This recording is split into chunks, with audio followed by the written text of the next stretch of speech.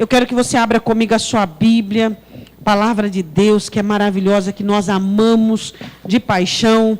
Em Lucas capítulo 22, versículo 36, Jesus falando aos seus discípulos sobre a sua partida e sobre a necessidade deles se precaverem e providenciarem algumas coisas. Lucas capítulo 22, versículo de número 36, as dificuldades certamente aparecem, as tribulações também, mas Deus já apareceu na minha vida e na sua há muito tempo. Amém? Nós amamos a Deus, amamos ao Senhor, e a presença dEle, o amor dEle e Ele é o que nos garante estarmos de pé. Amém? Lucas 22, 36, um conselho do Senhor Jesus Cristo aos seus discípulos, ele diz: Disse-lhe, pois, mas agora aquele que tiver bolsa, tome-a, como também o alforje. E o que não tem espada, venda a sua capa e compre-a. Amém? Podemos assentar.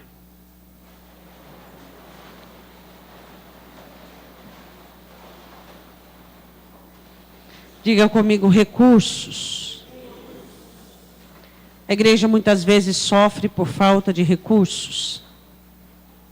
Muitas vezes os cristãos, eles não são precavidos e nem prudentes quanto ao armazenamento, e eles sofrem com isso. A importância de nós recebermos instruções da parte de Deus e nós irmos crescendo em todos os âmbitos: emocional, intelectual, humano, espiritual. E Jesus olha para os discípulos, e estava muito perto a sua partida, e ele diz assim: quem tem bolsa, tome-a. A bolsa era um lugar que se carregava de costume o dinheiro.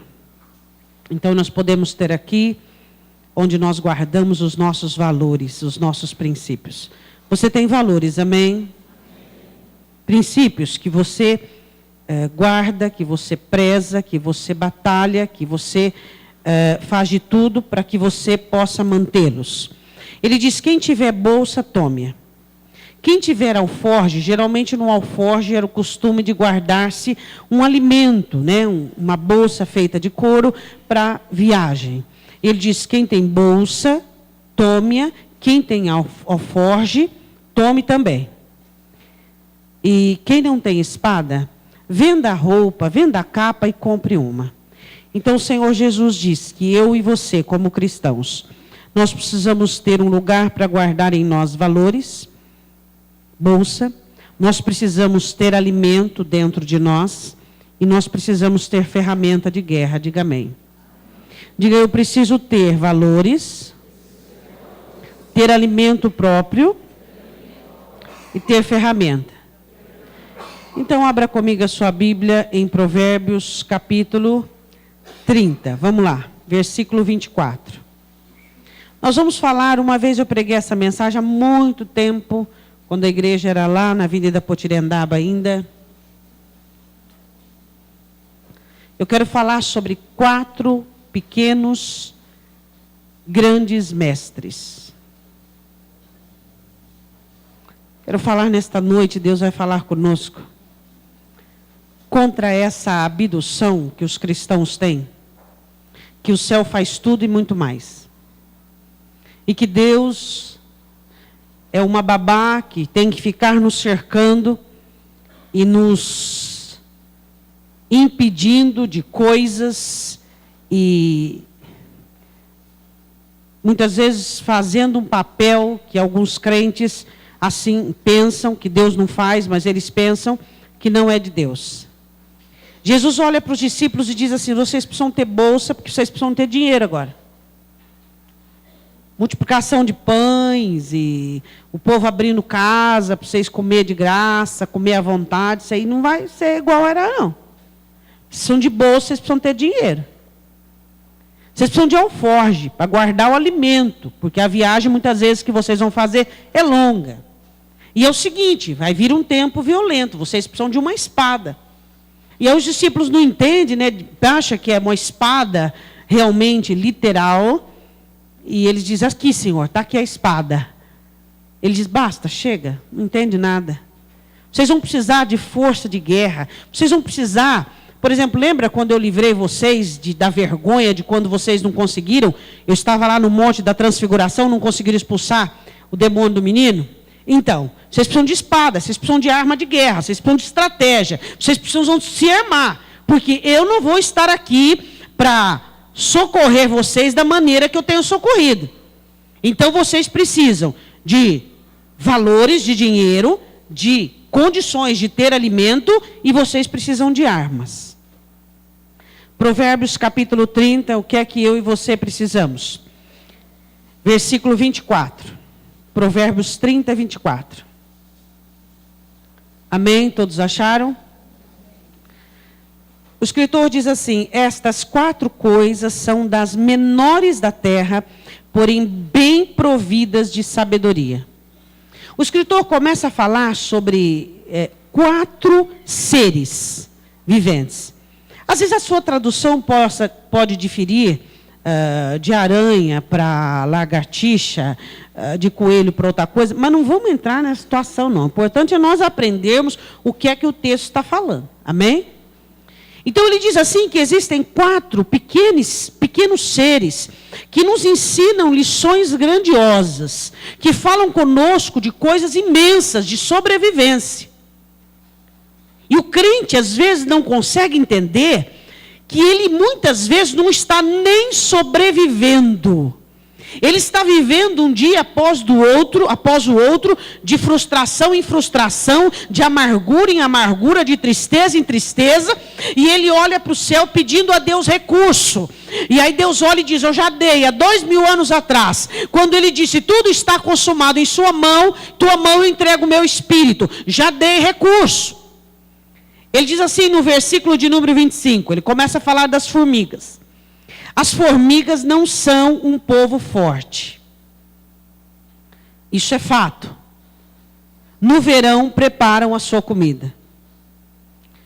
Elas não são fortes, só que elas no verão trabalham o dobro, porque elas sabem que não são fortes. A questão é, o que é que você não sabe sobre você, que é de suma importância você saber? As formigas sabem que não são fortes. Elas sabem, por exemplo, que quando vem o inverno e vem a neve, elas não são capazes de enfrentar as agressões do tempo e ir atrás de comida. Então, o que é que elas fazem? Elas trabalham o dobro no verão, para que no inverno elas tenham reservas, porque elas sabem que não podem sair para buscar o alimento. Quais são as coisas que você sabe sobre você e não se precaver? Até você mudar, até se converter 100%, até você já fez muita besteira. Você é nervoso, sangue no olho. E você não é convertido ainda, inteiramente. Você ainda é aquele cristão assim, sabe? De fachada. O que você tem que fazer? Você tem que evitar conflito. Você tem que evitar algumas coisas. Estou dando um exemplo de temperamento. Você tem que evitar algumas coisas. Por quê? Porque se o conflito aparecer, você vai ficar igual o ímpio. Você vai rolar na terra, na lama, você vai envergonhar o nome de Jesus. Mas aquele lá não é crente? Era, agora não é mais. Então, o que é que eu e você, nós aprendemos com as formigas? Que elas reconhecem suas fraquezas. Que elas sabem que não são fortes. Qual é a área que você não é forte? Por exemplo, você é alguém que tem um olho grande, que se fosse levar no literal, não tinha que arrancar um, tinha que arrancar os dois. Porque cobiça. O que você tem que fazer? Não, eu tenho que enfrentar, porque foge da aparência do mal. Evita estar, evita falar, evita conversar, vai evitando. Então você precisa saber quais são as suas fraquezas, porque se você não sabe, o diabo sabe. E se você não considerá-las e não tratar as suas fraquezas de uma maneira devida, você vai envergonhar o evangelho, você vai viver, ao invés de glória em glória, de tropeço em tropeço, vergonha em vergonha.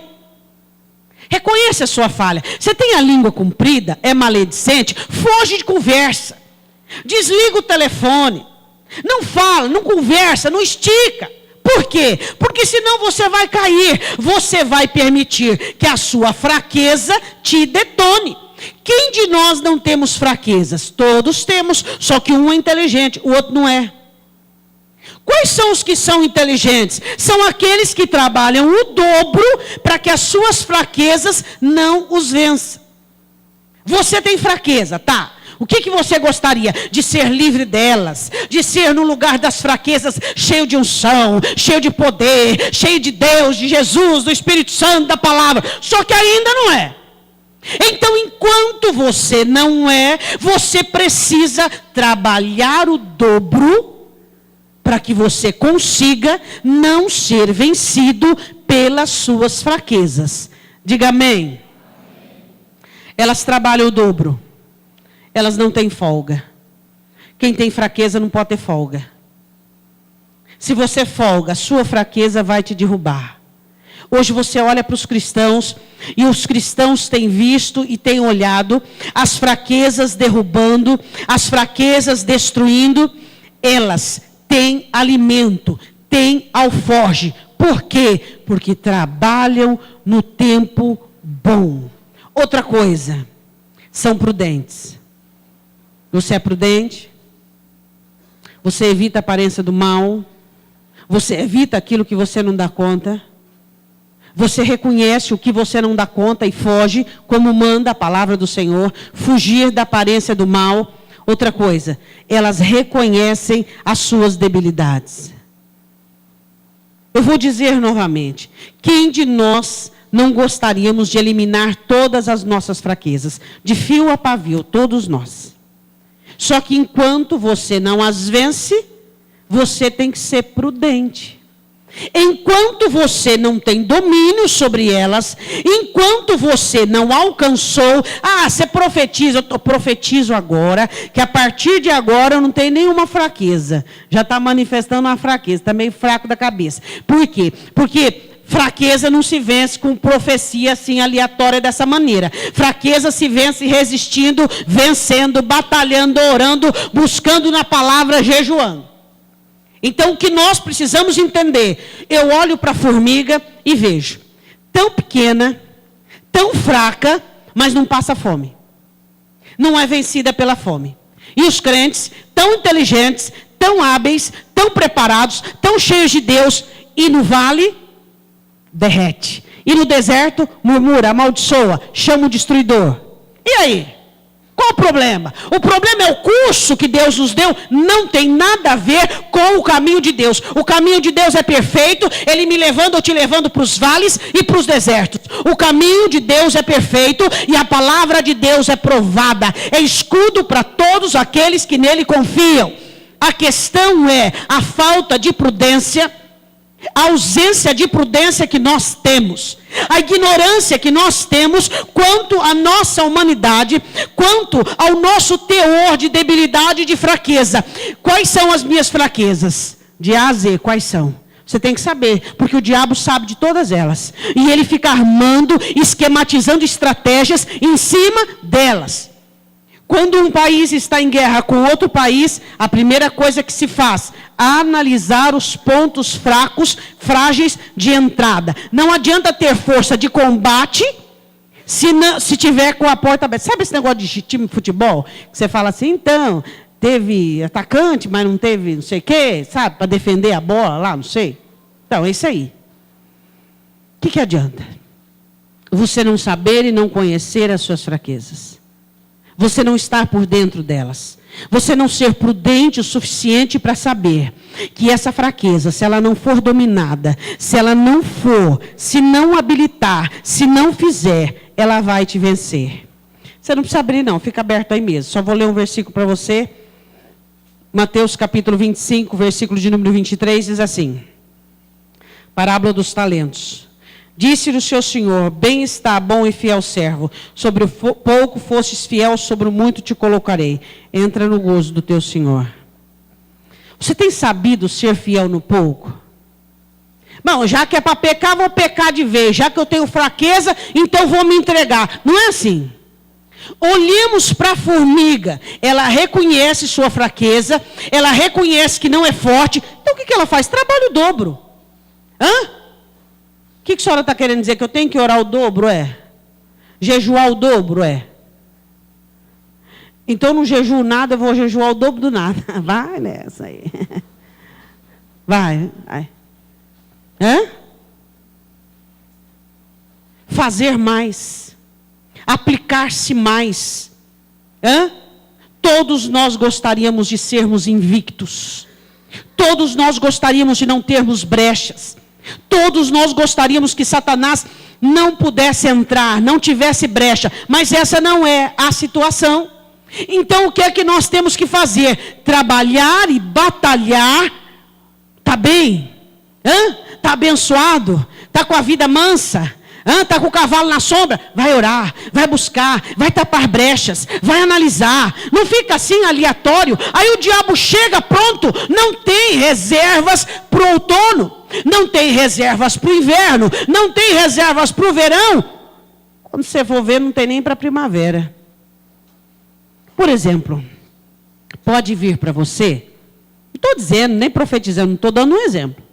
Um tempo ruim, por exemplo, começando essa semana. Um tempo de aflição. Um vale, um deserto, um momento difícil. E você tem reserva? Fé o suficiente que te baste? Força. E ali, alforge, valores, bolsa, alforge, armas. Você tem ali tudo preparadinho? Está tudo certinho? Ou será que o tempo ruim vai te pegar de surpresa? As formigas, que o cérebro delas nem sei que tamanho tem, nem se tem, elas, pode vir o tempo ruim que for, que o alimento delas está garantido. E a minha fé? E a sua fé está garantida? E o nosso alimento está garantido? E aí? Continuando em Provérbios 29, o segundo ser, bem pequenininho. Os coelhos são um povo débil. Na minha tradução está outra coisa, não sei. Vamos falar do coelho. Os coelhos são um povo débil. E contudo põe a sua casa na rocha. Vamos olhar aqui a palavra débil como fragilidade e desprovido. Não pensa, não tem inteligência, fica só mascando para lá, para cá, para cá. O que ele faz? Ele sabe que ele é presa fácil. O que ele faz? Ele vai fazer a casinha dele aonde? À mercê ali, perto de algum animal feroz, perto de um animal maior que ele. Não. Ele consegue subir? Consegue. Então ele vai fazer a casa dele lá na rocha. É lá que ele vai fazer a casa dele. Por quê? Porque ele não quer morrer. Porque ele não quer ser presa fácil. Então o que ele faz? Ele não tem inteligência nenhuma, mas ele tem instinto de sobrevivência. Ele não tem inteligência como eu e você, mas ele tem instinto de sobrevivência. E às vezes nós somos inteligentes e não temos instinto de sobrevivência. O que é que eu e você temos feito para nos livrar das destruições, da bancarrota, dos assaltos de Satanás? Onde é que nós temos feito a nossa morada? Onde é que nós temos nos abrigado? Qual é a proteção que nós temos buscado? Será que nós temos realmente buscado na rocha que é Cristo o abrigo? Ou será que nós nos colocamos assim, à disposição dos ataques de Satanás? Será que quando Satanás levanta com um pensamento, um raciocínio, um conselho, uma altivez, você já guarda a sua mente e você já corre para a rocha que é o Senhor teu Deus, anulando aquela sombra de pensamento, anulando aquele conselho altivo e demoníaco? Ou será que você expõe a sua vida? A Bíblia diz, olhe para os coelhos. Eles não possuem estratégias nenhuma. Você tem estratégia? de sobrevivência, de vida, de escape. A maioria dos cristãos são mártires. O marido está com um problema, a mulher é destruída, os filhos, consequentemente, são destruídos, e as pessoas se envolvem. Não, eu nunca vi gostar de problema igual crente.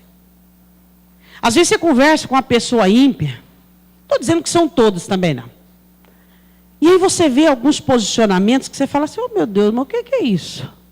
E você conversa com os crentes, o problema deles parece que é gigante.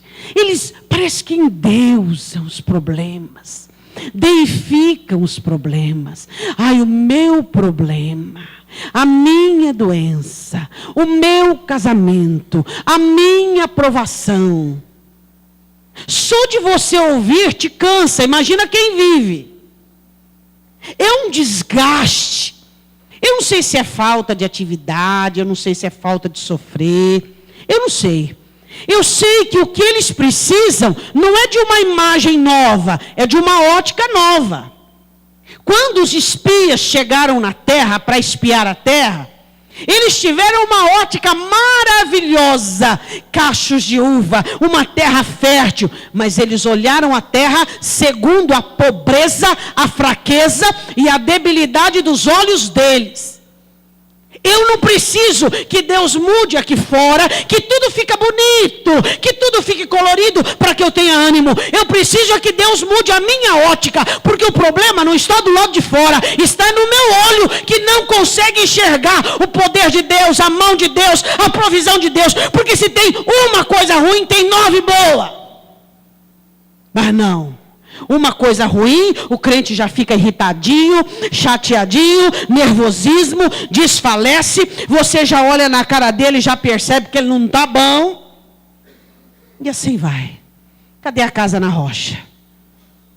Gosta de viver aventurado, gosta de correr riscos, gosta de se lançar, encontra um problema e vai de cabeça.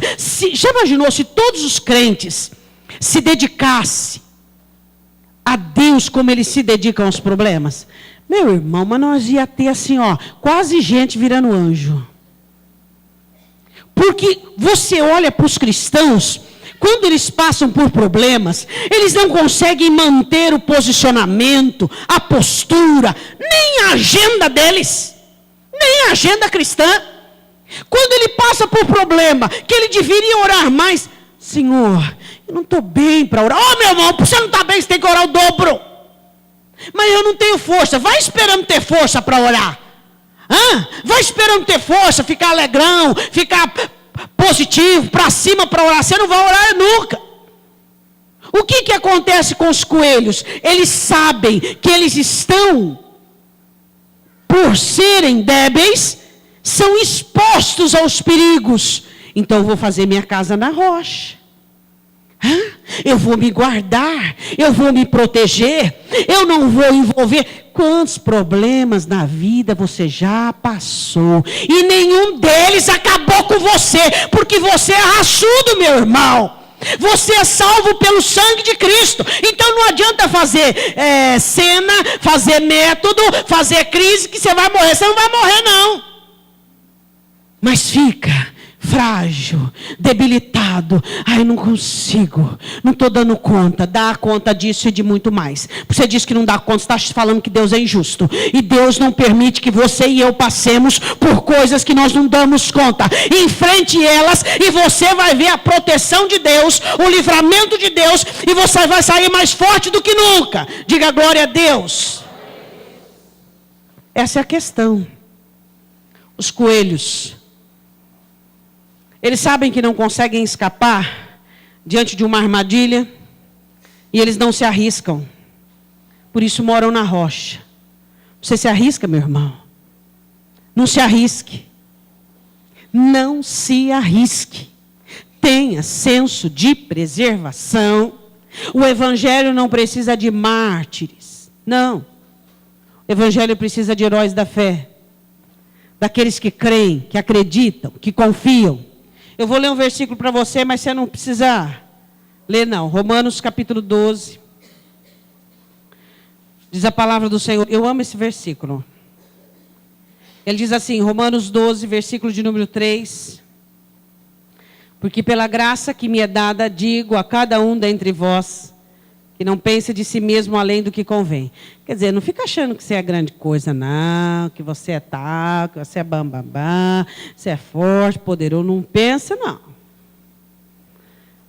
Qual é a bússola do julgamento que você tem que olhar para você e ver? Quem sou eu? O tamanho da minha fé. Não é o dinheiro que eu tenho, não é a profissão que eu tenho, não é os diplomas que eu tenho na gaveta, não é meu sobrenome. Eu sou o tamanho da minha fé. Você é o tamanho da sua fé. Ele diz assim, porque pela graça que me é dada, digo a cada um de vós, dentre vós, que não pense de si mesmo além do que convém. Antes pense com moderação. Seja moderado, não ache que você pode, que você consegue. Não, pense com moderação, conforme a medida da fé que Deus repartiu a cada um. Sabe o que Paulo estava dizendo? Estava dizendo, vocês ficam pensando assim, que vocês é poderoso, que vocês é bom, que vocês podem, que vocês conseguem. Sabe o que vocês vão fazer? Vocês vão nortear pela fé. Tem bastante fé? Então, não. Tem pequena fé? Não. É pela fé. Não é pelos streamlink, pelas línguas estranhas, não é pela nada disso. É pela fé, pela esperança, pela certeza, pela força, pela determinação. O que que Deus tem para você? O que que o coelho pensa, entende? Eu sou frágil, me abrigo na rocha. Aí você fica brincando com os ardis de Satanás. E Paulo diz, vocês não ignorem os ardis de Satanás. É porque eu estou 30 anos na igreja, é porque eu tenho quantos dons? 1, 2, 3, 4, 5. Ele tem mais do que o que está na Bíblia, do Espírito Santo, de Cristo, de Deus. Eu isso, eu aquilo outro. E aí, como é que faz? Não se preserva, não se guarda, não se protege, não consegue entender que o lugar da sua moradia é em Cristo Jesus. Você tem que se proteger. Esse problema veio, vai passar, vai vir outro, depois vai vir outro também. Enquanto você não estiver lá, vai continuar vindo problema. E aí, cada problema que vem, você perde uma característica de Cristo. Cada problema que vem, você se desfaz um pouquinho. O que vai sobrar? Quase nada. Continuando em Provérbios capítulo 30. Falou da formiga, que sabe que é frágil, que não é forte. Falou do coelho, que é esperto o suficiente para reconhecer que é presa fácil. Versículo 27. Fala dos gafanhotos. Os gafanhotos não têm rei. E contudo, todos saem em bandos e se repartem. Gafanhoto inteligente, hein?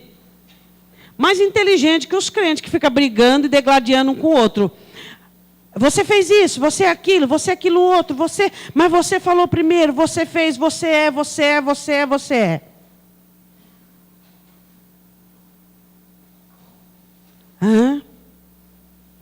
Os gafanhotos não têm governador, não tem cabeça, não tem rei, não tem ninguém. Mas eles andam tudo em bando. Se eles agissem separados, eles iam ser destruídos, exterminados. Mas porque eles andam em bando, eles são os exterminadores. Eles são os que derrotam e não os derrotados. Está falando alguma coisa aí com você? Orgulho ferido. Você está com a verdade, você é o dono da verdade. Tem gente que é Jesus encarnado e ele não sabe. Ele não enxerga o que Jesus fez por ele. Ele não vê o que Jesus deu para ele. Eu quero ler um versículo com você, mas você também não precisa ir não, viu? Só presta atenção. Em Lucas 11, o Senhor Jesus diz assim, sobre a casa dividida. Versículo 18, e se também Satanás está dividido contra si mesmo, como subsistirá o seu reino? Pois dizeis que eu expulso demônios por Beelzebu. E aí, como é que faz? Todo reino dividido, versículo 17, contra si mesmo será assolado, e a casa dividida contra si mesmo cairá. Quem é que quer que vocês casais fiquem brigando. Quem é que quer que um fique acusando, condenando o outro? É Deus. É Deus. Quem é? O chifrudo? É o diabo. E por que é que você continua fazendo a mesma coisa? Defeito, quem é que não tem? E você acha que o do seu cônjuge é pior que o seu. E Deus olha e fala assim, mas você é cego, hein, meu filho? Você não tem espelho aí dentro de você, você não consegue enxergar você aí dentro de você. Se você conseguisse enxergar dentro de você, você não ficava tão olhando para o lado de fora. Os gafanhotos, aquele ser pequeno, sem raciocínio, sem inteligência, sem cérebro, sabe, por lei natural de Deus, que eles precisam estar em bando para encher a barriguinha, para conseguir êxito, para conseguir vitória. E os crentes ficam um degladiando contra o outro. E aí, como é que faz? É irmão puxando o tapete do irmão, é irmão acusando o irmão, é irmão querendo que o outro caia, e depois fala, vamos evangelizar. Evangelizar para quê? Para você trazer ele nesse ano e o ano que vem você mata ele, derruba ele, põe ele para fora da igreja? Vamos evangelizar, vamos trazer gente da igreja. Por quê? Para que quando esse irmão errar, você acabar com ele, é isso aí que nós quer? E aí? Para quê? Já não está de bom tamanho, a gente se mata, a gente se destrói, a gente se acaba, já está bom demais. Hein? O que é que nós temos que entender? Chega de divisão, chega de briga, chega de discórdia na sua casa, no seu trabalho. Aprenda o que a palavra diz. Humilhai-vos e a tempo certo Deus vai te exaltar. Saiba esperar, senão Deus vai mudar de lado. Mas eu não concordo com meu pai. Mas quem é que está pedindo para você concordar com alguma coisa? Mas eu não concordo. Mas quem disse que é para concordar com alguma coisa? Isso é rebelião. Tira isso do seu coração. Mas eu não me conformo com meu marido, eu não conformo com a minha esposa. Vai falar com Deus, vai orar, vai amar mais, vai abençoar mais, vai semear mais, vai fazer algo melhor. Por quê? O que não pode é divisão. O que não pode é um acusar o outro, um condenar o outro. O que não pode é isso que não pode. Agora, quem gosta disso aí é o diabo, né? Se você trabalha separado da sua família, porque todos nós somos diferentes. Todos nós. E se você respeitar a diferença, vai dar certo. Respeite a diferença. Aí você diz assim, mas o que acontece, pastora? É que eu não amo mais o meu cônjuge. Por isso que eu fico implicando, por isso para ver se cansa de mim, se larga de mim. Tem gente para tudo aí. Se você não ama o seu cônjuge, você não ama nem a você mesmo. Então você precisa orar a Deus e dizer, Senhor, derrama amor no meu coração. A tua palavra diz que o amor é derramado no meu coração. Derrama amor no meu coração para eu amar, para eu entender. Eu quero aprender a amar, Senhor. Eu quero aprender a abnegar, eu quero aprender a renunciar. Eu quero aprender a dar a vida por alguém, Senhor. Eu quero praticar o que diz a tua palavra na minha vida. Eu quero aprender isso. Por quê? Porque se Satanás não trabalha dividido, como é que eu vou conseguir alguma coisa em divisão, em briga, em discórdia? Andarão dois juntos se não estiverem de acordo? Então tem que ter concordância. Para ter concordância, um tem que ceder. Aí um diz, eu não cedo, o outro diz, eu também não cedo. O diabo, oba, é isso aí que eu gosto de ouvir. Reconhecer, tá, mas eu estou certo. Dá tempo ao tempo. Da situação, deixa Deus agir, deixa Deus trabalhar. Não é por força, nem por violência, mas pelo Espírito de Deus. Vamos olhar, vamos analisar, vamos aprender com a formiga que a prudência tem que ser uma prática nas nossas vidas e que nós devemos ter armazenamento. Nós precisamos ter estoque. Vamos aprender com o coelho que nós precisamos nos resguardar e não nos colocar como mártire da coisa. Tem gente que faz um drama, né, irmãos, com tudo, né? E vamos aprender com os gafanhotos que nós temos que estar juntos. Porque a comunhão, ela é comparada à unção sacerdotal. Que é tão bom aos olhos de Deus que os irmãos fiquem juntos, que Deus compara ao óleo que desce sobre a cabeça e sobre a barba de Arão. A comunhão de um com o outro é comparada à unção sacerdotal. Então nós precisamos entender isso. Nós somos diferentes, temos que ser diferentes. É necessário que haja diferença. Foi Deus que fez assim. Capítulo 30, versículo abaixo. A aranha, versículo 28, se pendura, a minha está lagartixa, parabéns. A aranha se pendura com as mãos e está nos palácios do rei. Diga comigo, escolha. Tem aranha na casa, ele está falando dessa aranha aqui, ó. Tem aranha na casa, no casebre, na casa média, mas ele está falando de uma aranha no palácio. Você pode escolher como você vai viver, onde você vai passar a sua eternidade e o que você quer para a sua vida. Você pode olhar e analisar e observar a sua pequenez e observar a sua situação de duas uma.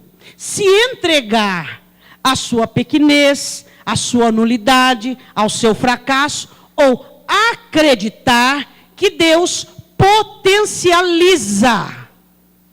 Acreditar que você pode ser melhor.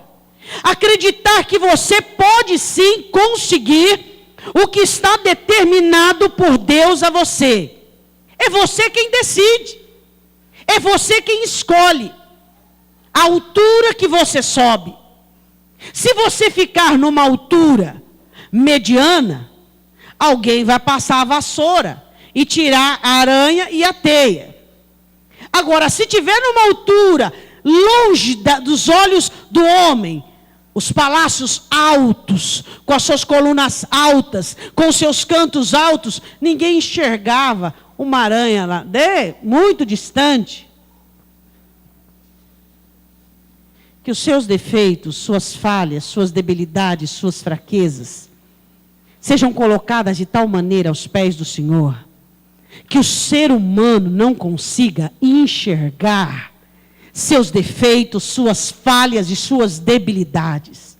Que você se coloque em Deus de tal maneira que você comece uma jornada de trabalho, de exercício, fabricando o seu suporte na vida de tal maneira que ninguém consiga tirar você da altura onde você vai conseguir chegar. Se alguém te derrubou, é porque você não estava alto o suficiente.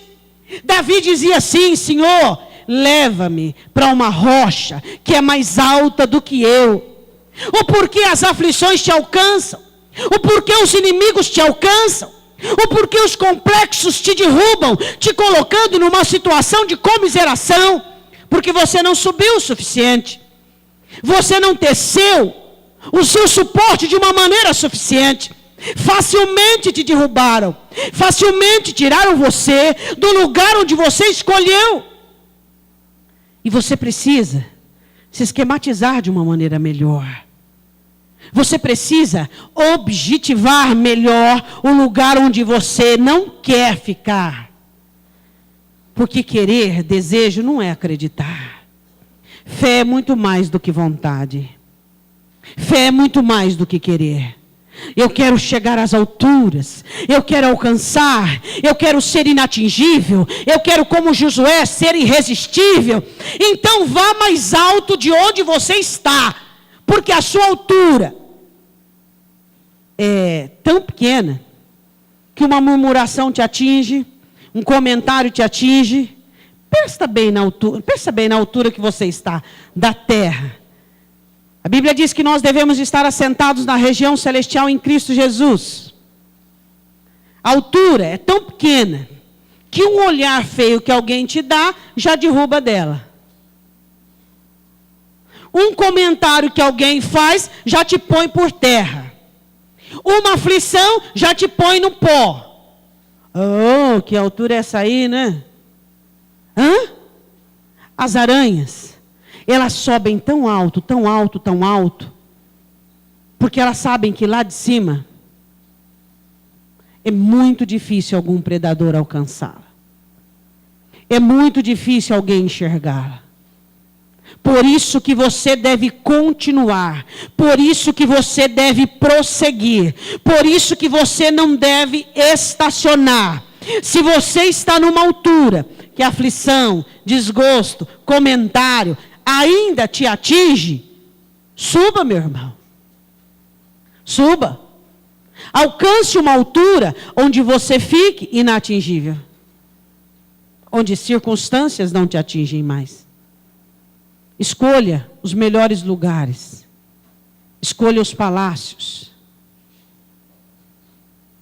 Escolha os melhores lugares para você estar. Escolha subir, escolha crescer. Agora, para nós terminarmos, eu quero que você vá comigo em 2 Coríntios capítulo 4.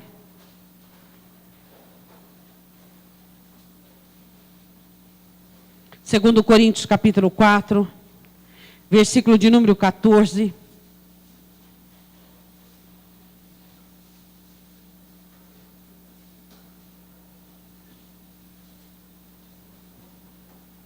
Eu olho para a aranha e eu vejo a escolha dela e a preferência dela. Você é alguém que tem escolhas e preferências boas? Ao invés de você murmurar, você faz o quê? O que você faz?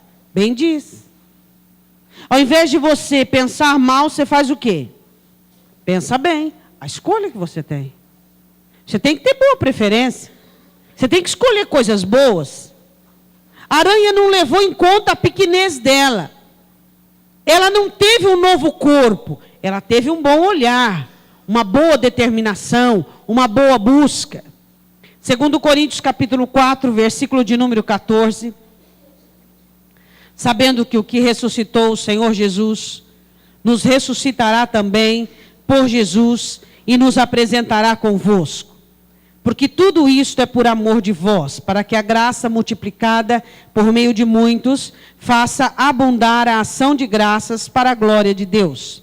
Por isso, não desfalecemos, mas ainda que o nosso homem exterior se corrompa, o interior, contudo, se renova de dia em dia. Diga amém. Eu queria te fazer uma pergunta muito sincera. Isso acontece com você? Conforme você vai vendo, às vezes, um desmoronamento aqui, uma corrupção ali, aqui fora, do lado de fora, um ataque do inimigo, você vai crescendo do lado de dentro, vem uma aflição do lado de fora, e você vai crescendo do lado de dentro, vem uma situação corrupta do lado de fora, e você vai se santificando do lado de dentro, ou será que é tudo do lado de fora que vai entrando, que vai determinando? O que é que está acontecendo com a igreja? O exterior determina o interior da igreja, ou é o interior da igreja que deve determinar o exterior? O que nós precisamos entender é que nós precisamos subir alto, que nós precisamos ter escolhas excelentes, escolher o melhor. Eu escolho o melhor para mim. O que é o melhor? O melhor pensamento, os melhores amigos, as melhores companhias. O que é melhor? O melhor, eu escolho o melhor para mim. Eu tenho dois caminhos, esse e esse. Eu tenho me entregar, que qualquer um faz, ou eu tenho me levantar, me posicionar, me colocar de pé. Então eu vou escolher, eu vou fazer isso aqui, ó. É ou não é? E Paulo continua dizendo, porque a nossa leve e momentânea, olha para o seu irmão e diz assim, a sua tribulação é leve. Aí os mártires dizem assim, é leve porque não está no teu lombo. Não é verdade? Não é você que está passando por isso. Vai fazer uma visitinha com as irmãs lá no Hospital da Criança. Vai lá ver criança com a coluna aberta, que nasceu com a coluna aberta. Vai lá fazer uma visitinha lá.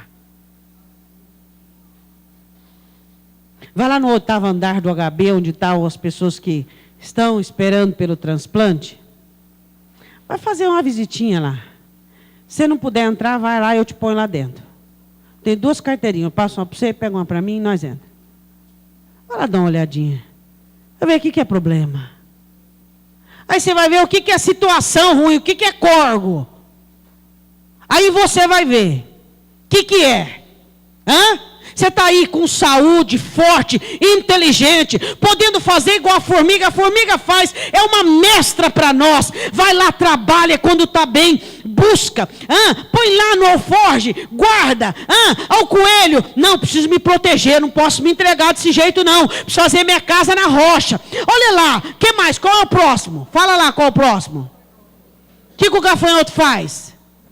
Trabalho em conjunto, parar desse negócio de briga, discórdia, divisão. Vamos fazer junto, vamos entrar em acordo. E o último, qual que é?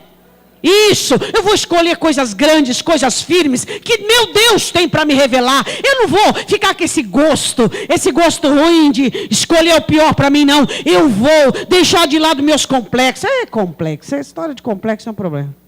Quem que não tem complexo? Eu tenho um monte de complexo. Quem não tem complexo? E aí, qual o problema? O seu complexo vai impedir você de fazer? Se a aranha dissesse assim, eu sou pequena, magricela, olha minhas garras que fina que é. E como é que... Não, sobe lá em cima. Essa tua tradução lagartixa. Eu sou transparente, minha pele aqui, dá para ver todos meus órgãos, minhas patinhas. Não olhou para o complexo. Foi aonde deveria ter ido. Quem que não tem complexo? Eu tenho complexo, mas eu tenho alguém maior que o meu complexo. Qual é o nome dele? E você também. Amém? Nós temos Jesus Cristo. Temos fraqueza? Tem. Mas temos alguém maior que a nossa fraqueza. Jesus Cristo. Temos problema? Como os coelhos? Temos. Mas temos alguém maior que os nossos problemas. Qual é o problema? Acho que é porque a gente às vezes gosta. Chamar a atenção de quem? Explica para mim. De quem que você quer chamar a atenção? Fazer corpo mole para quê? Resmungar para quem? O anjo que está perto de você fala, lá vai. Nem ele aguenta mais. A mesma lamúria, a mesma reclamação, a mesma... Senhor, vai vir prova. Pai. O anjo fala, Senhor, me fortalece. Por quê? A mesma ladainha. A mesma ladainha. A mesma ladainha. A mesma ladainha. A nossa tribulação é leve e momentânea.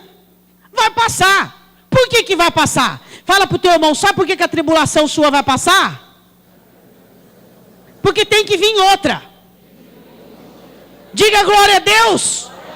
Tem que vir outra. Você tem que crescer mais. Você tem que ser apurado. Tem que ficar mais firme, mais forte. Por isso que ela vai passar. Porque vai vir outra, um pouquinho mais salgada, um pouquinho maior, um pouquinho de número maior. Para que você fique melhor, para que você tenha mais fé, para que você confie mais em Deus. A sua leve, momentânea tribulação. Sua tribulação tem que passar, porque tem que vir outra. Então essa não pode continuar. Ela acaba, dá um tempinho de refrigério. O Senhor te leva às águas tranquilas de refrigério. Aí você se refestela, deita nos campos verdejantes. Aí você fala, então levanta agora, vamos de novo. Porque você ainda está no mundo.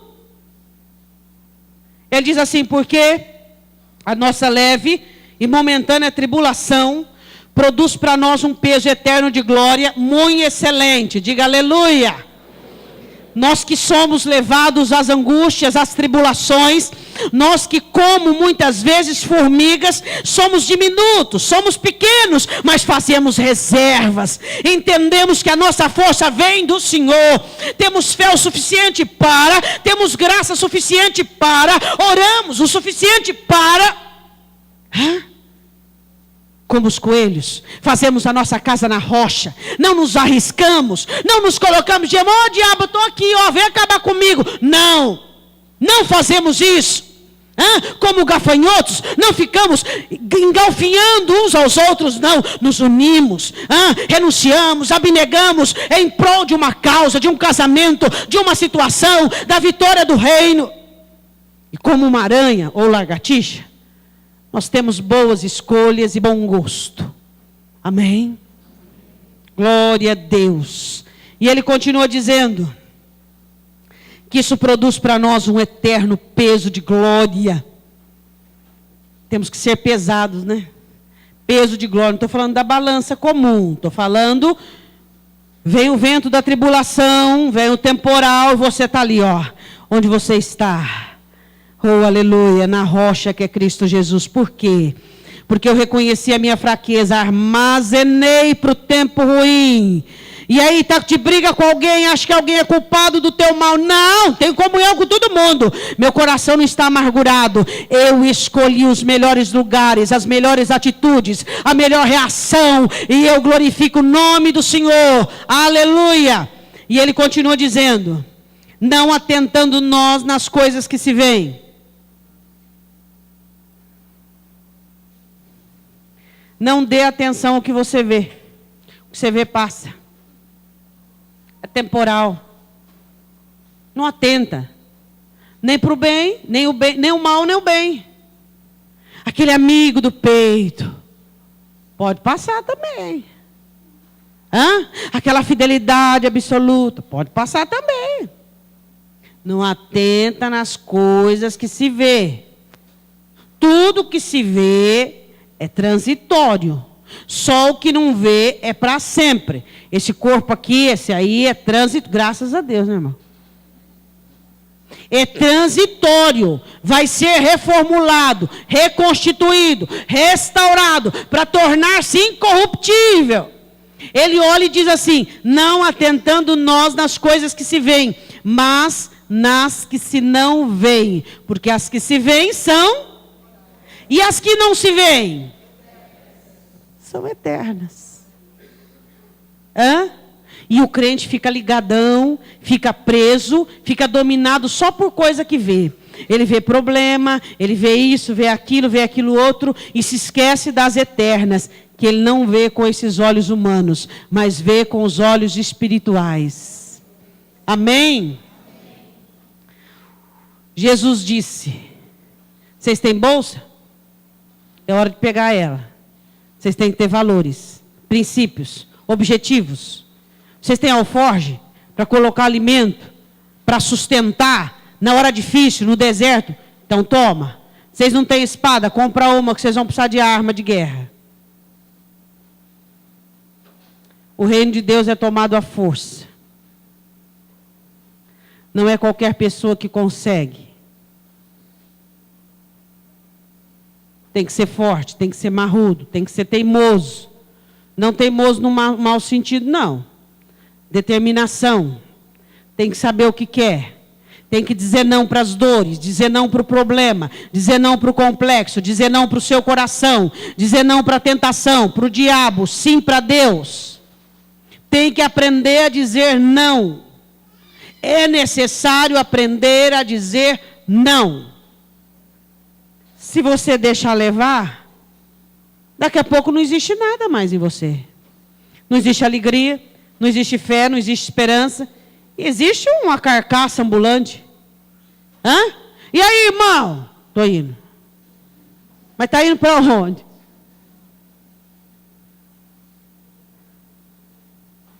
E onde é que está a alegria? Da salvação, a esperança, a certeza. Sabe que, pastor, eu tenho muito problema. Você não tem muito problema, você tem um grande problema. O grande problema é só você chegar na sua casa e encontrar um espelho. Aí você vai ver qual é o grande problema que você tem. Porque a sua vida não é pior que a de ninguém. O que é pior é a sua determinação, é a sua avareza para não abrir o coração, O que é pior em você é a disposição que não existe, isso é pior. Mas nenhum de nós temos uma vida pior que a outra. A nossa tribulação é leve e momentânea. Já vai passar, porque a outra já está lá na fila, dizendo, ô senhor, anda logo, eu quero ir, vamos ver o que é o solo aí nesse crente. E aí? Aí fica fazendo drama. Porque eu não fiz nada para merecer isso. Irmão, você deve ter algum fundo espírita e não sabe. Você deve acreditar em karma e não sabe. Eu não fiz nada para merecer isso. Eu só plantei coisa boa. Você está no mundo, criatura. O mundo tem aflição, o mundo jaz do maligno. Você tem a carne, tem o diabo, tem o eu, tem tudo quanto é trem que te leva para baixo. E aí, como é que faz? Mas eu não fiz nada, me pegou de surpresa. Você queria que o diabo mandasse um e-mail, um WhatsApp, te avisando, dizendo, o negócio é o seguinte... Eu vou entrar na tua família por essa porta, por essa porta, por essa porta. E o negócio que vai ser o seguinte, eu vou fazer isso, isso e isso. É isso que você queria? Não. A tribulação pega de surpresa. E você tem que ser como a formiga. Veio o diabo, pegou de surpresa, mas eu tenho alforje, eu tenho bolsa e eu tenho espada. Eu não estou desprovido, eu não estou desprevenido. Eu tenho armas espirituais, eu tenho reservas espirituais, reservas emocionais, eu tenho. Você acha que o diabo vai te avisar? Acabou comigo, porque me pegou de surpresa. E às vezes você é o último a saber.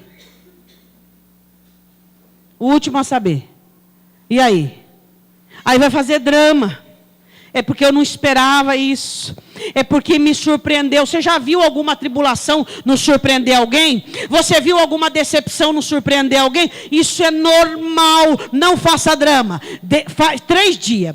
Chora 1 dia, 2 dias, 3 dias. Passou do 3 dias, fede. Então no 4º dia levanta, toma um banho, se posiciona e diz, Deus, vamos ver o que eu vou fazer agora. Fica lá lamentando, chorando, né? E quer que um tenha piedade. E quer que um dá encorajamento. E quer que o outro dá uma palavra. Para com isso, meu irmão. Nós não somos mais meninos levados. Não. Chora o que tem que chorar. Lastima. Fala a sua resenha. Mas no 4º dia levanta e fala, eu vou aprumar minha vida. Porque a coisa anda. E eu preciso andar também. O reino dos céus não é feito de uma igreja como na atualidade, cansada, fracassada. Você olha para os crentes, tudo baleado. E tribulação é problema. É um porque a mãe, o outro pai, o outro filho, o outro avó, bisavó. Mas tua bisavó está viva não, mas está morta. Mas eu não tenho problema, pego da... E assim vai. Tudo baleado, tudo definhando, tudo olhando para o caos, olhando para a miséria e não olhando para o autor e consumador da fé. Olhar para Jesus. Mas é que o meu casamento não está bom. Se você continuar olhando para ele, você que não vai ficar bom também, o casamento vai ficar pior. Olha para Jesus, faz a coisa andar, começa a plantar, a semear, a fazer coisas que agradam a Deus, a fazer coisas na direção de Deus, que a coisa vai melhorar, meu irmão. A formiga nos ensina, o coelho, os gafanhotos e a aranha. Seres pequenos, mas que são grandes mestres para mim e para você. Amém? Quero chamar o louvor para se posicionar e eu quero que você feche os seus olhos.